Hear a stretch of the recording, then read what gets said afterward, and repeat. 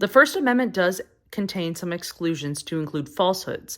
This depends on the falsehood, but in 2012, the Supreme Court ruled for the first time that intentional falsehoods are protected by the First Amendment. Inciting imminent lawless action. The speaker intends to incite a violation of the law that is both imminent and likely. Fighting words. They are meant to incite violence, provoke a response beyond speech. They are intended to cause the recipient to get violent. The concept of fighting words began in the early 1800s to limit people from dueling. The argument over fighting words has been making appearances in the United States Supreme Court since the 1940s.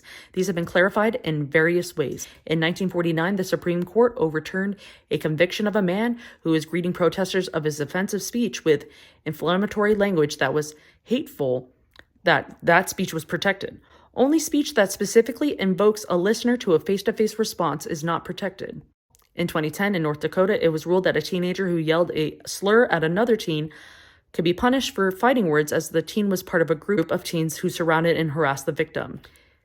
Do fighting words apply on the internet? And if an internet user has a visceral reaction to negative inputs, especially done by these silent mods to invoke a physical instinctual reaction or response, is that not a demonstration of fighting words? A violation to the freedom of speech?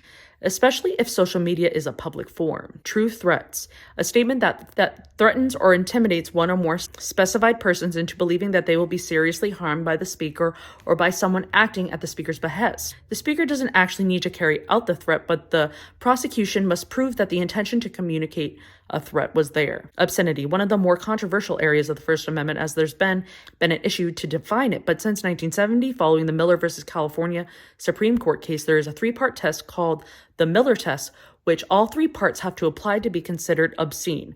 Whether the average person applying contemporary community standards will find that the work taken as a whole appears to the prudent interest, whether the work depicts or describes in a patently offensive way sexual conduct specifically defined by the applicable state law, and whether the work taken as a whole lacks serious literary, artistic, political, or scientific value.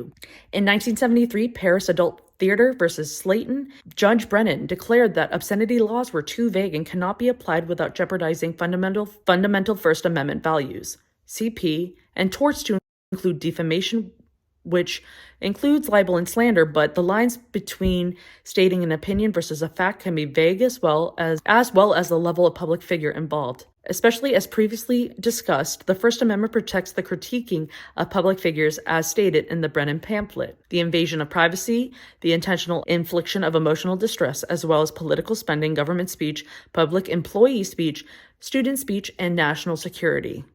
Going back to how free speech is protected on the internet, shouldn't those employed to be silent mods on platforms be educated on the exclusions of the First Amendment, especially the ones that are intentionally trying to trap users to be charged with a crime? In our observations, our experience of silent mods through TikTok Live have included true threats, fighting words, obscenities, and the intentional infliction of emotional distress. And by suppressing someone's freedom of speech, they violated the First Amendment, right? Overall, one assumes that it depends on who/what is being commented on and in what regard for the inclusions and the exclusions of the First Amendment to be applicable.